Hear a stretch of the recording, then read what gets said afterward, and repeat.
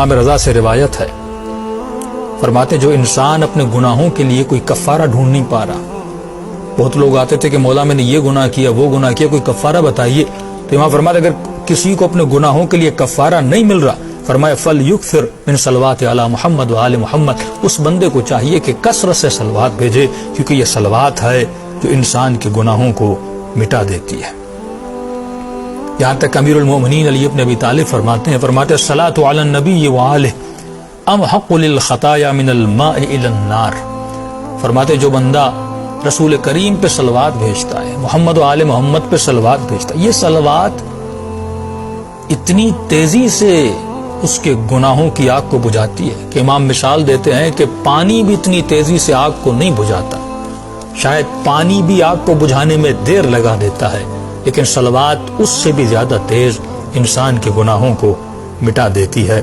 ایک شخص میرے چھٹے امام جعفر صادق علیہ الصلوۃ والسلام کی خدمت میں آتا ہے، فرماتا ہے ابی عبداللہ، امام کا لقب ہے، کہتا ہے مولا میں مسجد الحرام میں داخل ہوا اور مجھے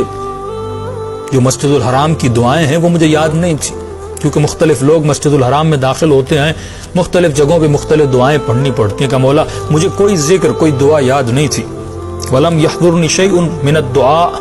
کوئی دعا مجھے یاد نہیں تھی، إِلَّا الصَّلَاةَ عَلَى مُحَمَّدْ وَآلِ مُحَمَّدْ، مولا بس ایک ذکر آتا تھا، وہ آپ پر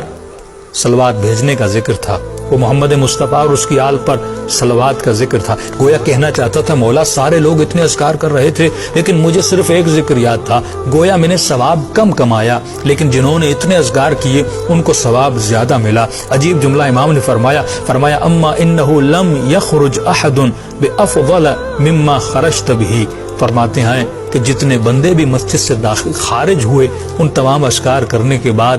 ان سب سے زیادہ تمہارے ثواب کی جھولی بھری ہوئی تھی، ان سب سے زیادہ تمہارے ہاتھ بھرے ہوئے تھے۔ فرمایا اتنا افضل ہے، تم صلوات کے ذکر کو کم نہ سمجھو، جب تم مسجد سے باہر آئے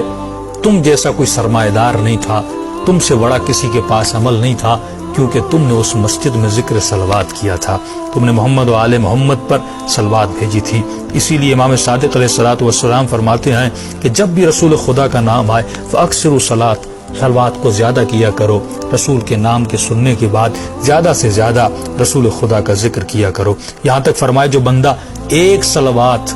بھیجتا ہے محمد و آل محمد پر، پروردگار عالم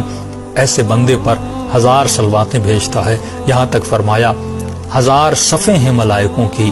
وہ تمام ملائک اس بندے پر درود بھیجتے ہیں۔ یہاں تک فرمایا زمین و آسمان میں جتنی اللہ کی مخلوق ہے وہ اس بندے پہ صلوات بھیجتی ہیں۔